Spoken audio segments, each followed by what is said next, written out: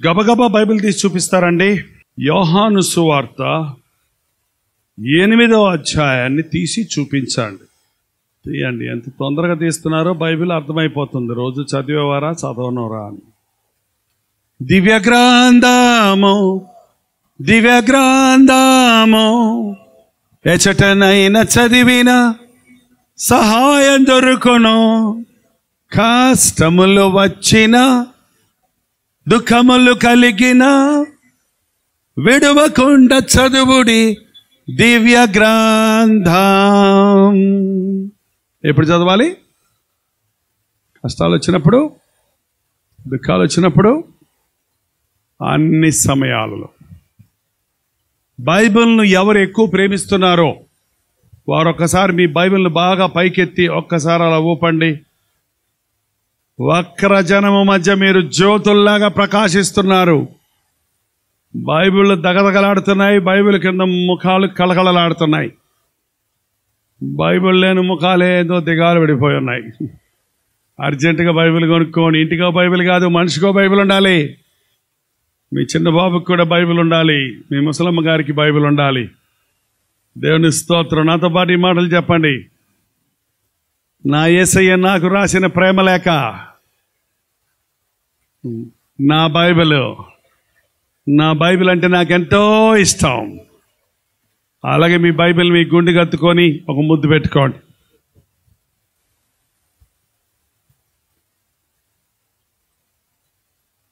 యోహాను సువార్త 8వ అధ్యాయం మొదటి నుంచి చదువుతున్నాను, వినండి. యేసుక్రీస్తు ఒలీవ కొండలకు వెళ్ళెను. అలాగే 7వ అధ్యాయము 53 చదివితే, అంతటా ఎవరి ఇంటికి వారు వెళ్ళిరి. యేసు ఒలీవ కొండలకు వెళ్ళెను. తెల్లవారగానే యేసు తిరిగి దేవాలయంలోనికి రాగా ప్రజలందరూ ఆయన యొద్దకు వచ్చిరి గనుక ఆయన కూర్చుండి వారికి బోధించుచుండెను. ఇక్కడ యేసుక్రీస్తు ఒక మీటింగ్ పెట్టాడు. మన భాషలో ఉదయమే పొద్దున్నే దేవుని మాటలు వినటం ఎంత బాగుంటుందో తెలుసండి. అసలు ఈ ఉద్యోగ సభలో సాయంకాలం పెడతాం, ఎవరు ఏర్పాటు చేశారో తెలియదు, కానీ తెల్లవారుజామున కోటాలు పెట్టుకుంటే మనకి భలే ఉంటుంది. యేసు ప్రభు దినాలలో వాక్యం కొరకు అంత ఆతృత. 3 రోజులు కోటాలంటే 3 రోజులు రాత్రింబగళ్ళు ఉండిపోయేవాళ్ళు. వాళ్ళు దేవుని సన్నిధిలో కూర్చునే ఉండేవారు. ఆకలి లేదు, కాలకృత్యాలు లేవు, అన్ని మర్చిపోయేవాళ్ళు. 3 రోజులు మీటింగ్ అయ్యాక సొమ్మసిల్లి పోతే అప్పుడు భోజనం పెట్టి పంపించని చెప్పేవాడంట ప్రభు. మరి ఈ రోజుల్లో అది సాధ్యం కాదు, కానీ ఈ రోజులో ఏది సాధ్యమో దాన్ని ఉపయోగించుకుందాం. నాకు తెలిసి దేవుని ఆశీర్వాదాలు పొందడానికి 3 రోజులు అక్కర్లా, 3 గంటలు చాలు, 3 నిమిషాలు కూడా చాలు. మీరు మనసు పెట్టి దేవుని మాట వింటే 3 మాటలు చాలు. మీ బ్రతుకును వెలిగిస్తాయి, మిమ్మల్ని మారుస్తాయి, మిమ్మల్ని స్వస్థపరుస్తాయి, మిమ్మల్ని విడిపిస్తాయి. ఎప్పుడు దేవుని వాక్యం ఎంత తిన్నా, ఎంత విన్నా కొరత తీరదండి. ఆసక్తి, యాపిటైట్ ఎక్కువ అవుతుంటుంది. వాక్యాన్ని ఎక్కువ అపేక్షిస్తుంటాం. దేవుని వాక్యం మీద మనసు లేకపోతుందంటే, ప్రసంగం అంటే నిద్ర వస్తుందంటే, బోరు కొడుతుందంటే, విసుగుపడుతుందంటే అర్థం నీ హృదయం దేవునితో సరిగా లేదన్నమాట. దేవుని మాటలు మనల్ని జీవింపచేసేవి, మనల్ని పరిశోధించేవి, మనల్ని బలపరిచేవి. ఒక చక్కటి మీటింగ్ జరుగుతూ ఉంది. ఆ మీటింగ్ జరుగుతూ ఉండగా కొంతమంది శాస్త్రులు, పరిచయులు వ్యభిచారమందు పట్టబడిన ఒక స్త్రీని తోడుకొని వచ్చి ఆమెను మధ్య నిలువబెట్టి, బోధకుడా, ఈ స్త్రీ వ్యభిచారం చేయుచుండగా పట్టబడను.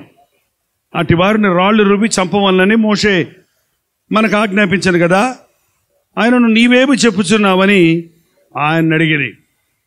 మీటింగ్ జరుగుతుంటే పెద్ద ఘనకార్యం చేసినట్టుగా కొంతమంది శాస్త్రులు, పరిచయులు, ధర్మశాస్త్రాన్ని ఎరిగిన వారు వ్యభిచారమందు పట్టబడిన ఒక స్త్రీని జుట్టుపట్టుకొని లాక్కొచ్చి ప్రభువు ముందు నిలబెట్టారంట. ఈమె వ్యభిచారము చేస్తుంటే పట్టబడింది. ఇట్టి స్త్రీని రాళ్లతో కొట్టి చంపమని మోషే ధర్మశాస్త్రం చెప్తుంది. నువ్వేం చెప్తావో చెప్పు. మోషే ధర్మశాస్త్రం ఏం చెప్తుందో సరిగా తెలుసా పరిచయులకి? మోషే ధర్మశాస్త్రం ఏం చెబుతుందో తెలుసా? మీకు తెలుసా? ద్వితీయోపదేశకాండం 22:22 చదవండి. మోషే ధర్మశాస్త్రం ఏం చెబుతుందో చూద్దురు గాని. ఒకడు మగనాలితో శయనించుచుండగా కనబడిన ఎడల వారిద్దరూ అనగా ఆ స్త్రీతో శయనించిన పురుషుడును ఆ స్త్రీయు చంపబడవలను. వ్యభిచారం చేస్తున్నప్పుడు పట్టబడితే ఎవరిని పట్టుకోవాలి? పురుషున్నా స్త్రీనా? ఇద్దరిని. ఎవరిని పట్టుకొచ్చారు ఈ గొప్పోళ్ళు? మరి ఆయనేడి? వాడేడు రా ఆయన అసలు. అదేంటో మన భారతదేశంలో పురుషుడు ఎన్ని తప్పులు చేసినా తప్పు కాదంట, స్త్రీ మాత్రం తప్పు చేయకూడదంట. ఇప్పుడు పెళ్ళైన అమ్మాయి, అమ్మా మా ఆయన అందరితో తిరుగుతున్నాడమ్మా, రోడ్డు స్త్రీలు అందరితో తిరుగుతాడమ్మా, వేషల దగ్గరికి వెళ్తున్నాడమ్మా, నేను ఎలా కాపురం చేయనమ్మా అంటే ఎవరికా తల్లి ఎవరికా మగవాళ్ళమ్మా, వాళ్ళు ఎట్టన్నా తిరుగుతారు, నువ్వే ఓర్చుకో. అదేంటి మగవాళ్ళు ఎట్టన్నా తిరుగుతారా కుక్కల్లాగా? ఇదేంటండి? ఎక్కడుంది బైబిల్లో? మగవాడు చేసిన వ్యభిచారం వ్యభిచారమే, ఆడది చేసిన వ్యభిచారము వ్యభిచారమే. అసలు ఈ పరిశీలకు శాస్త్రులకు బుద్ధి ఉందా? ధర్మశాస్త్రం తెలుసు అంటున్నారు, వాక్యానుసారంగా ఈమెను కొట్టి చంపాలంటున్నారు. కానీ ఎందుకని పురుషుడిని వదిలేసి స్త్రీని మాత్రం తీసుకొచ్చారు? మళ్ళీ యేసుప్రభు దగ్గరకు వచ్చి ఆయనలో నేరం పట్టుకోవాలని ఈమెను రాళ్లతో కొట్టి చంపమని ధర్మశాస్త్రం చెప్తుంది. నువ్వేం చెప్తావో చెప్పు. రాళ్లతో కొట్టి చంపడానికి ఇశ్రాయేలీయులకు అధికారం ఉన్నప్పటికీ ఆ రోజుల్లో వీరు రోమా సామ్రాజ్యం కింద ఉన్నారు. రోమా ప్రభుత్వంలో ఉన్న వాళ్ళు రోమా ప్రభుత్వ చట్టం కింద ఉండాలి. చంపటానికి హెబ్రీయులకు లేక యూదులకు వారి ధర్మశాస్త్ర ప్రకారం చంపడానికి అధికారం లేదు. చంపడానికి అధికారం రోమా ప్రభుత్వానికే ఉంది. ఒకవేళ యేసు ప్రభు చంపేయమంటే యేసు ప్రభు మీద నేరం మోపి దేశ చట్టాన్ని మీరాడు అని నేరం మోపడానికి. పరిసయ్యుల భక్తి ఏంటంటే దోమను వడగడతారంట, ఒంటెని మింగేస్తారంట. చిన్న విషయాల్లో చాదస్తం చేస్తారంట, పెద్ద విషయాలను వదిలిపెట్టేస్తారంట. ఎదుటివారి తప్పులు పట్టుకోవడం ఏంది ఆసక్తి కలిగి ఉంటారంట, తమ తప్పుల గురించి పశ్చాత్తాపడరంట. అలాంటి మనస్తత్వం మీలో ఉంటే మీది పరిసయ్యుడు భక్తిని, మీరు దేవునికి ఇష్టలుగా లేరని గుర్తించండి. తప్పు పట్టుకోవాలని యేసుప్రభువులో వస్తారా? బైబిల్లో తప్పులు పట్టుకోవాలని చూస్తారా? సేవకుల్లో తప్పులు పట్టుకోవాలని చూస్తారా? ఇక్కడ ఎంతమంది మనుషులు వచ్చారు? ఈ మీటింగ్లో ఏ వాక్యం చెప్పబడుతుంది చూడరు. ఇన్ని లైట్లు పెట్టారు, 1 2 3 4 5 6 7 8 9 10. ఇన్ని లైట్లే, ఎందుకు ఇన్ని లైట్లు పెట్టాడు? అని వేస్ట్ చేస్తాడు ఈ పాస్టర్ గారు. ఇన్ని లైట్లు ఎందుకు? ఈ కలర్ బల్బ్స్ ఎందుకు? దేవుని డబ్బు దండగా చేసేస్తున్నారు. నువ్వు ఎంత ఇచ్చావు బాబు? నేను ఇలేదనుకో, నువ్వు ఈనోడు నీకెందుకురా నాయనా? డబ్బుల కోసం కాదు కోటాలు పెట్టింది, డబ్బులు పోగు చేసుకోవడానికి కాదండి. ఇక్కడ టీవీ ప్రోగ్రామ్ స్పాన్సర్స్ అని రైజ్ చేయడానికి కాదు ఈ మీటింగ్లో. ఎవరి దగ్గర ఎలా గుంజుకోవాలా, ఎవరిని మెంబర్స్గా చేసుకొని నెల నెల పంపమని అడగాలా? అలాంటి ఉద్దేశమే లేదు. మీరు వర్ధిల్లితే మాకు అది చాలు. మీరు దేవునికి నమ్మకంగా ఉంటే చాలు. మీరు ఏ సంఘానికి వెళ్తున్నారో ఆ సంఘంగా నమ్మకంగా మీ దశమ భాగాలు అక్కడ చెల్లిస్తే చాలది. మీ పాస్టర్ గారులను మీరు గౌరవించి మీ సంఘాల్లో మీరు విశ్వాసంలో మంచి విశ్వాసులుగా, నిజ విశ్వాసులుగా ఉండి మీ సంఘంలో ఉన్న నామకార్థ స్థితిలో చల్లారిపోయిన వాళ్ళని సరిచేస్తే చాలు. మీరు అదే 10,000. యేసు ప్రభువులో తప్పులు పట్టుకోవాలని ప్రయత్నించకండి. నాలో దోషం ఉన్నదని మీలో ఎవరు నిరూపించగలరు అని ఆ రోజే అడిగాడు ఆయన. ఎవడు నోరెత్తలేకపోయాడు. ఆయన మీద నేరాలు పోపి ఆ శిలువ శిక్షకు విధించినప్పుడు కూడా పిలాతు ఆయన్ని పరిశీలించి, గవర్నరు జడ్జి అతను ఫైనలైజ్ చేసేవాడు, అంతా చేసి ఏం చెప్పాడు తెలుసా? ఈయన యందు ఏ దోషమో నాకు కనపడుతున్నదయ్యా అని చేతులు కడుక్కున్నాడు. హృదయం కడుక్కోకుండా చేతులు కడుక్కున్నాడు కాబట్టి పాపం తిప్పలు పడ్డాడు తర్వాత. కానీ ప్రవచనాలు నెరవేరినట్లుగా ప్రభు శిలువలో బలయ్యాడు. ప్రభు దగ్గరకు వచ్చినప్పుడు మన తప్పులు పట్టుకోవాలి, మన హృదయాన్ని పరిశీలించుకోవాలి. ఈ సభల్లో మీరు మమ్మల్ని చూడొద్దండి, మిమ్మల్ని చూసుకోండి. మీరు యేసుప్రభువుని చూడండి, మిమ్మల్ని మీరు చూసుకోండి. మిగిలిన తాత్కాలికం. ప్రభు దగ్గరకు వచ్చి నిజంగా నేర్చుకోవాలను వినాలను కాదు, కానీ తప్పు పట్టుకోవాలని అడిగితే ప్రభు మాట్లాడకుండా ఉన్నాడంట. నేల మీద వేలితో ఏదో రాసుకుంటా ఉన్నాడంట ఇసుకలో. వాళ్ళు పట్టు విడవక మిమ్మల్ని అడిగేది, చెప్పండి ఏం చేయమంటావు, ఈ స్త్రీని ఏం చేయమంటావు అని పట్టు విడవక అడుగుతుంటే ఆయన తల ఎత్తి చూచి ఏమన్నాడట, మీలో పాపము లేనివాడు మొదట ఆమె మీద రాయి వేయుడి. రాయి మొదట ఒక్కడుంటే చాలు ముందు కనీసం అని మరలా తల వంచి వేలితో నేల మీద ఏమో రాయిచుండెను. ప్రభు రాస్తున్నాడు, హృదయ రహస్యాలు ఎరిగిన వాడు రాస్తూ ఉన్నాడు. అంతేకాదు దేవుడు చేతితో రాసినవి ఉన్నాయండి. ఏంటో తెలిసిన వాళ్ళు చెప్పండి. 10 ఆజ్ఞల పలకలు మోషే రాసినవి కావు, మనుషులు రాసినవి కావు, దేవుడే రాశాడు. చూడండి, నిర్గమాకాండము 32:16. ఆ పలకలు దేవుడు చేసినవి, ఆ పలకల మీద చెక్కబడిన వ్రాత దేవుని చే వ్రాత. దేవుడు చేతితో వ్రాసిన 10 ఆజ్ఞలను ఎవరు తీసేయొద్దు, మర్చిపోవద్దు, జ్ఞాపకం పెట్టుకోండి. మీ పిల్లలకు నేర్పించండి, మీ సండే స్కూల్ పిల్లలకు నేర్పించండి. మీ ఇంట్లో 10 ఆజ్ఞలు గోడకు తగిలించుకోండి. మీరు దాన్ని కంటిదా పట్టండి. 10 ఆజ్ఞల సారా నేను గబుక్కం చెప్తున్నాను, మొత్తం చెప్పడం లేదు, యాజిటీ చెప్పడం లేదు. వినండి, రికలెక్ట్ చేసుకోండి. నేను తప్ప వేరొక దేవుడు నీకు ఉండకూడదు. దేని రూపమును చేసుకుని నీవు దానికి సాగిలపడకూడదు. నీ దేవుడైన యెహోవా నామమును వ్యర్థముగా ఉచ్చరింపకూడదు. విశ్రాంతి దినమును పరిశుద్ధముగా ఆచరించవలను. నీవు దీర్ఘాయుష్మంతుడు ఉన్నట్టు నీ తల్లిని తండ్రిని సన్మానించవలను. నరహత్య చేయకూడదు, వ్యభిచరించకూడదు, దొంగిలకూడదు, పొరుగు వాని మీద అబద్ధ సాక్ష్యం చెప్పకూడదు, నీ పొరుగు వానిదైన దేనిని ఆశించకూడదు. ఇందులో వ్యభిచరించకూడదు అన్న తప్పు చేసినందుకు ఆ స్త్రీని తెచ్చాడు. మరి మిగిలినోళ్ళు వ్యభిచరించలేదేమో కానీ దొంగిలించినోడు ఉన్నాడు అక్కడ, దొంగిలించలేదేమో కానీ నరహత్య చేసినోడు ఉన్నాడు అక్కడ, నరహత్య చేయలేదేమో కానీ అమ్మ నాన్నకు అన్నం పెట్టినోడు ఉన్నాడు అక్కడ, అమ్మ నాన్నకు అన్నం పెట్టాడేమో కానీ ఆదివారం ఆలయానికి వెళ్ళి ఉన్నాడు అక్కడ. అట్లాంటి పనులు చేసేవాడివైనా నీవు భక్తిహీనుడివే, నీవు దోషువే, నీవు పాపమన్నవాడివే. ఇవన్నీ రాస్తుంటే ఒక్కొక్కళ్ళు చూస్తుంటే పెద్దవారు మొదలుకొని చిన్నవారు వరకు అక్కడ ఒక పాయింట్ వేసి కింద రాశారు చూడండి. మనస్సాక్షి చేత గూర్చబడిన వారై 8వ వచనమండి, మరలా వంగి రాయిచుండెను. వారా మాట విని 1వ నెంబర్ వేసింది, మనస్సాక్షి చేత గద్దించబడిన వారై పెద్దవారు మొదలుకొని చిన్నవారి వరకు ఒకని వెంట ఒకరు బయటికి వెళ్ళిరి.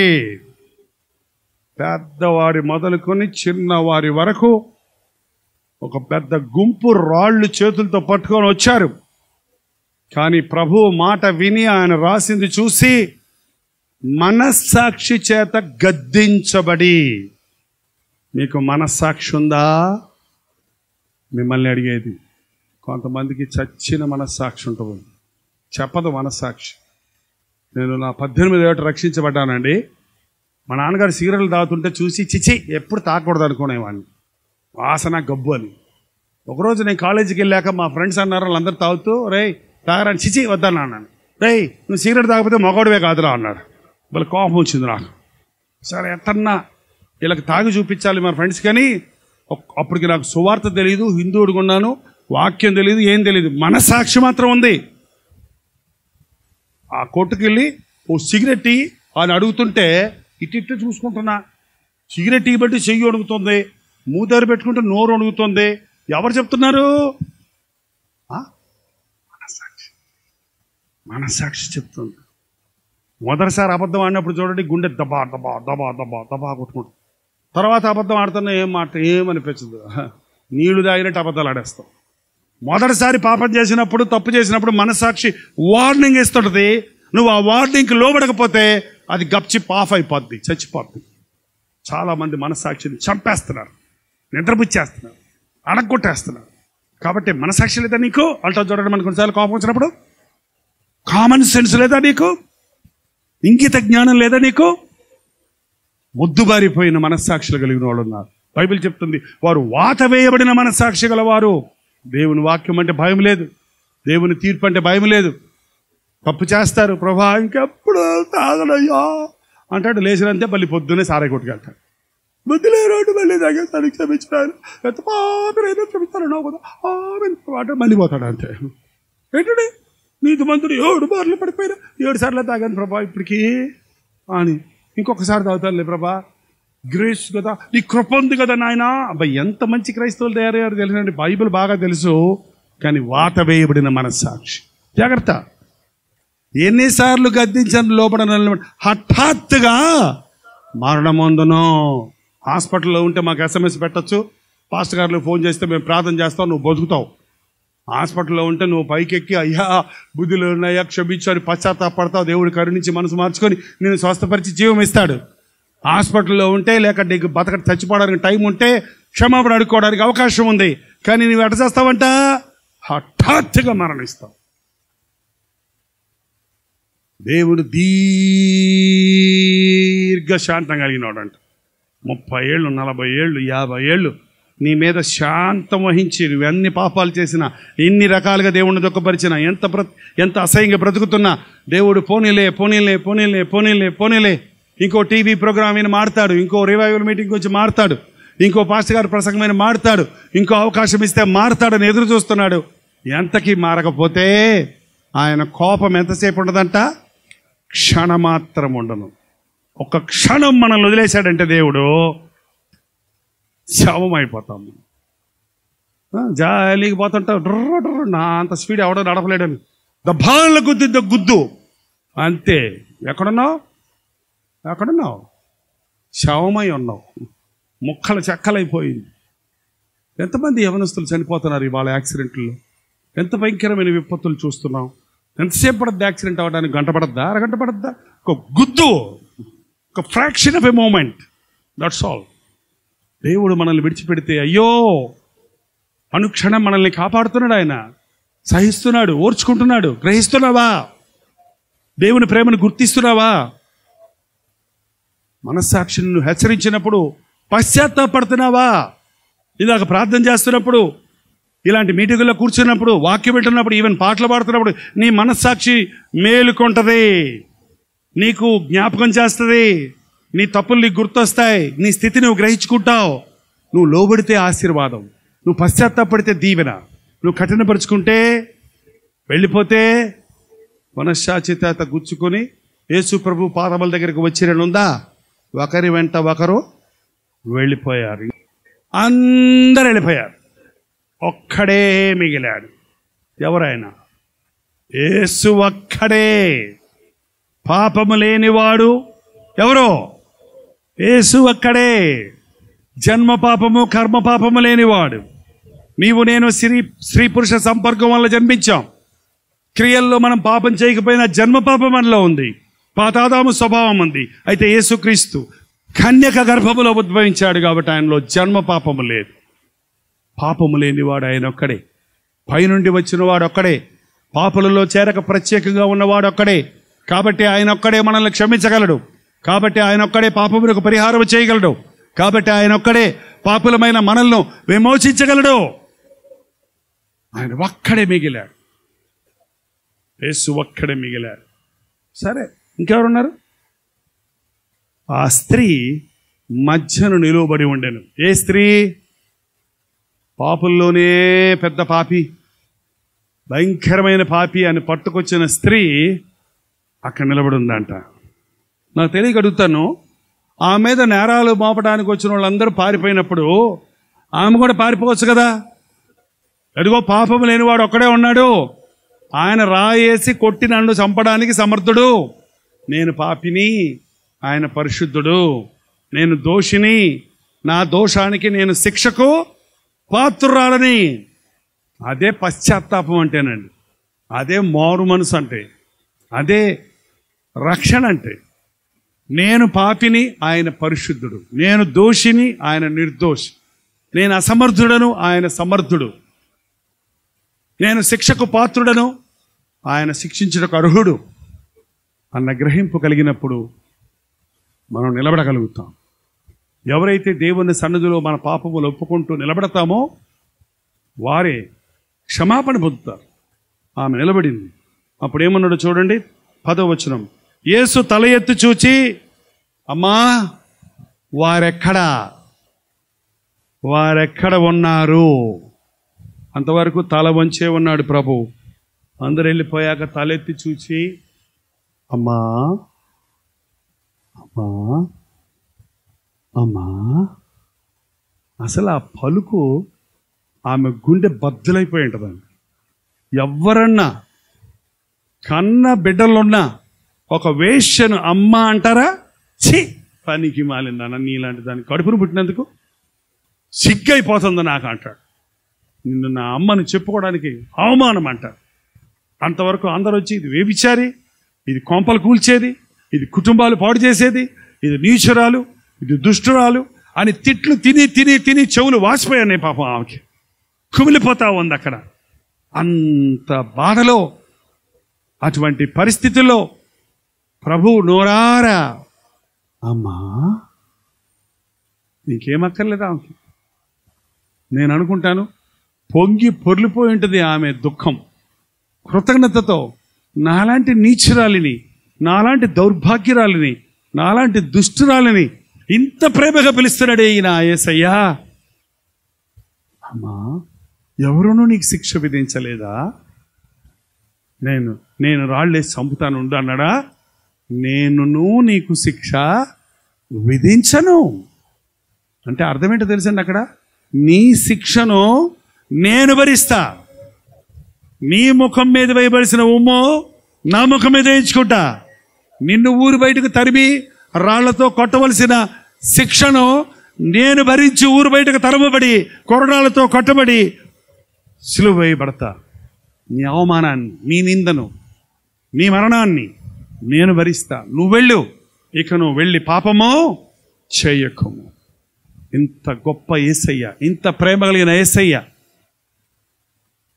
నిన్ను ప్రేమిస్తున్నాడు. నీ పాపాలు క్షమించడానికి సిద్ధంగా ఉన్నాడు. నువ్వెంత పాపివైనా, ఎలాంటి వ్యక్తివైనా, ఎంత మోసగాడివైనా, ఎంత వేషధారివైనా, ఎంత కఠినుడివైనా, ఎంతగా తల్లిదండ్రులు హింసించిన వాడివైనా, ఎలాంటి నరహంతకుడివైనా, ఎలాంటి వ్యభిచారివైనా, ఎలాంటి నీచమైన కార్యాలు చేసిన వ్యక్తివైనా, ఈ రాత్రి నిన్ను చూచి దుష్టుడా, దుర్మార్గుడా పో అంటం లేదు. అయ్యా, అమ్మా, నా కుమారుడా, నా కుమార్తె, నేను నిన్ను శిక్షించడానికి రమ్మని లేదు, నిన్ను క్షమిస్తా, నీ శిక్షను నేను భరిస్తా. నువ్వు ఈ రోజు నుంచి పరిశుద్ధంగా జీవించు, ఇక పాపం చేయకు. అదే క్రైస్తవత్వం యొక్క సారం అండి. క్రైస్తవ సభకు వచ్చిన వాడు బయటకు వెళ్ళి మళ్ళీ పాపం చేస్తే, మళ్ళీ బయటకు వెళ్ళి పాత జీవితం జీవిస్తే, సభలు పెట్టుకోవడం వల్ల, సభలకు రావటం వల్ల ప్రయోజనం ఏముంది? ఇక నువ్వు వెళ్ళి పాపము చేయకు. తాగుబోతువైతే తాక్కు, వ్యభిచారమైతే వ్యభిచరించకో, దొంగవైతే దొంగిలించకో, మోసగాడవైతే మోసగించకో. తల్లిదండ్రులు అవమానపరిచుంటే పశ్చాత్తాపడి ప్రేమించు. ఈ రాత్రి నీతోనే మాట్లాడుతున్నాడు. నువ్వు ఎటువంటి వ్యక్తివైనా, ఎలాంటి వ్యక్తివైనా దేవుడు నిన్ను క్షమించడానికి సిద్ధంగా ఉన్నాడు. అమ్మా వెళ్ళు, ఇక నువ్వు వెళ్ళి పాపము చేయకు. దయచేసి అందరూ లేచి నిలబడండి. ప్రార్థన ఆశీర్వాదాలతో ఈ సభను ముగించబోతున్నాం. పరిశుద్ధుడా, ప్రేమగల తండ్రి, ఒక్కసారి ఆవరణలోనికి చూడు నాయన. నేను బాగున్నానులే, వారు సరిలేరు, వీరు సరిలేరు అనుకుంటున్న వారిని చూడయ్యా. ప్రతి వారిని వారి వారి క్రియల చొప్పున ప్రతి వారికి ఇచ్చుటకు జీతము సిద్ధపరిచి వస్తున్న యేసయ్యా, మా స్థితిని మేము చూసుకుని, అయ్యో నేను దోషినే, నేను పాపినే, నేను దేవుడి దృష్టిలో సరలేను అని మా బలహీనతలు చూసుకొని పశ్చాత్తాపడుటకు సహాయం ఇచ్చారు. నీ ముందు నిలవబడున్నామయ్యా. దోషులమని ఒప్పుకుంటూ, పాపులమని ఒప్పుకుంటూ, నిన్ను దుఃఖపరిచామని, నీ వాక్యానికి విరుద్ధంగా జీవించామని మా మనస్సాక్షి చేత గద్దించబడి నీ ముందు నిలబడున్నామయ్యా. ఆత్మస్వరూపిగా మా మధ్య ఉన్న యేసయ్యా, మాతో మాట్లాడయ్యా. మా పాపముల వల్ల నిందలు, అవమానాలు పొంది ఆదరణ లేక కృంగి ఉన్నామయ్యా. మాతో మాట్లాడయ్యా.